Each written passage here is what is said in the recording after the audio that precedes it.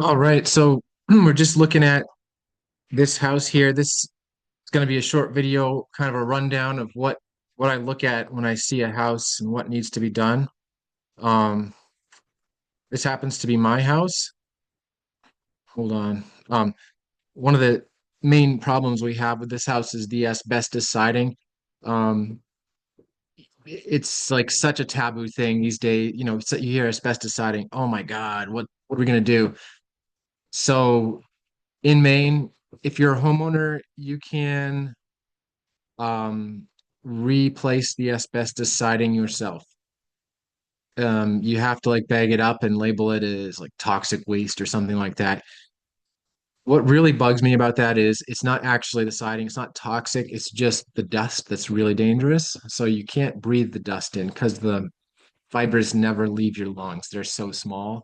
You just have to be really careful when you're working with it.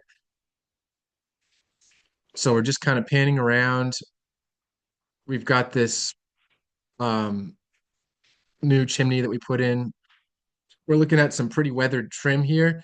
Yet last year, we ended up doing a patch job on we did the roof. We did a new roof last year.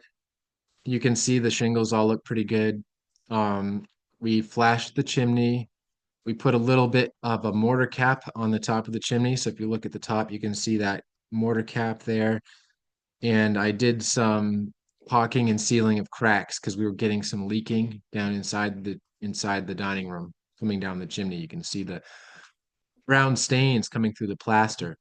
And I'm not sure that we actually sealed all those leaks. I think there still might be some water coming in, but I'm not super worried about it. I think we've kept most of the water out. What I'd really be worried about with the chimney is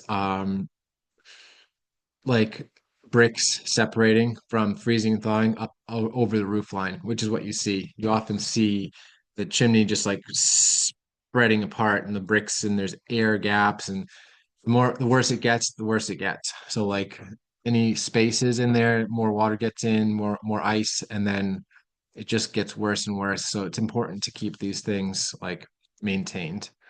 One thing we did was when we were doing the roof, we ended up doing a lot of trim repair, patching, and some of that you can see we painted along the eaves and the gable of the roof, and some of the trim was too rotted. It had holes in it. So, I obviously I'm not going to leave holes up there. We did some small patches. I like doing patches rather than tearing everything off because a lot of times old material is better than new material. Like, for example, in siding, like a lot of times the old clapboards are clear old growth wood, and there's no way you can possibly get something like that nowadays. So it's sometimes better to leave the old material and just have to patch it if you can instead of just tearing it off, putting vinyl siding on there.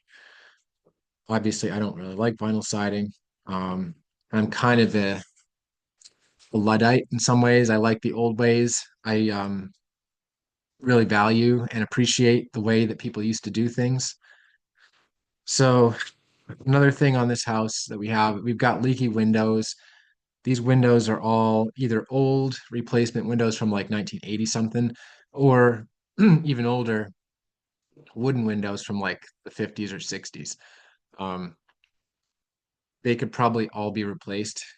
Obviously, we don't have the money to do that right now, so we're probably just going to live with it until we got some money to do that. You can see some of the broken asbestos siding shingles on the side. I'm gonna fast forward a little bit. So we're gonna kind of panning past. We're gonna see some ice damming here.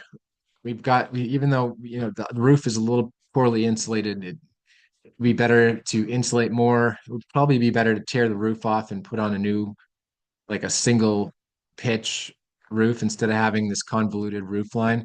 But that would be a huge renovation, like $100,000 or whatever. I'm not spending that money. We're just doing little bits and pieces as we can. And that's sort of this house is an illustration of that. It's like, here's what it looks like when you can do just what you can afford. This is what it's going to look like. Everything's unfinished. You look at the shop in the background, it's even worse. It's like a patchwork quilt. That shop was like leaning over completely sideways when we bought this property. I was able to pull it right back up and mostly straight. So it's not quite plumb, but it's hopefully close enough, and hopefully it's not going to move back again. I did brace it with some plywood sheathing on the end walls and some diagonal bracing. So I'm really hoping it doesn't move anymore.